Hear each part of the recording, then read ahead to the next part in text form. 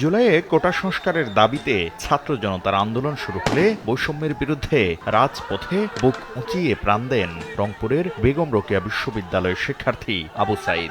আর নিজের জীবনকে তুচ্ছ জ্ঞান করে তৃষ্ণার্ত সহযোদ্ধাদের মুখে পানি তুলে দিয়ে সবার হৃদয়ে জায়গা করে নেন বাংলাদেশ ইউনিভার্সিটি অব প্রফেশনালসের শিক্ষার্থী শহীদ মীর মাহফুজুর রহমান মুগ্ধ। দেয়ালে দেয়ালে গ্রাফিতিতে তাই আঁকা আবু সাইদ আর মীর মুগ্ধর আত্মদানের বীরত্ব গাঁথা। আন্দোলনে যোগ দিয়েছিলেন সারা দেশের নানা শ্রেণী পেশার মানুষ। তাই দেশকে বৈষম্য মুক্ত করতে এই গণজাগরণের ঘটনা পাঠ্যপুস্তকে অন্তর্ভুক্ত করার দাবি শহীদ পরিবারের অনেকের।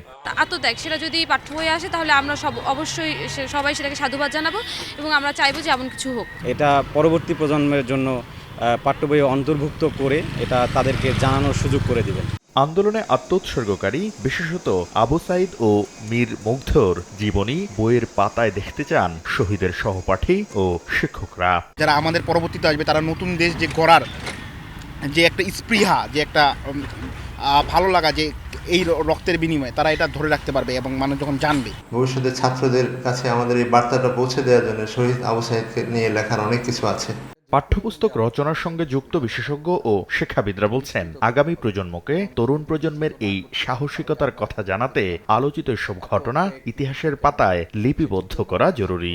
সামনে আমাদের যে পাঠ্যপুস্তক প্রণীত হবে সেই পাঠ্যপুস্তকে অবশ্যই আমাদের ইতিহাসের ধারাবাহিকতায় 2024-এর যে ঘটনা এবং সেই ঘটনায় যারা শাহাদাত বরণ করেছেন তাদের অন্তর্ভুক্তিটা এটা একেবারেই আমাদের একটা নৈতিক দায়িত্ব।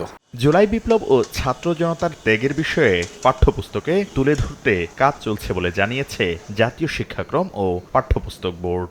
জুলাইয়ের যে ছাত্র নাগরিক বা ছাত্র গণ অভ্যুত্থান যেটা হলো, তার একটা রিফ্লেকশন আমাদের কোনো কন্টেন্টে দেওয়া যায় কিনা আমরা চেষ্টা করব। পাঠ্যতালিকার কোন বিষয়ে এই ঘটনা অন্তর্ভুক্ত হতে পারে তা পাঠ্যপুস্তক বিশেষজ্ঞ সহ সংশ্লিষ্ট অংশীজনের সঙ্গে আলোচনা করে সিদ্ধান্ত নেওয়া হবে বলে জানিয়েছে বোর্ড। বর্তমান অন্তর্বর্তীকালীন সরকার। শাকির আহমেদ, সময় সংবাদ, ঢাকা।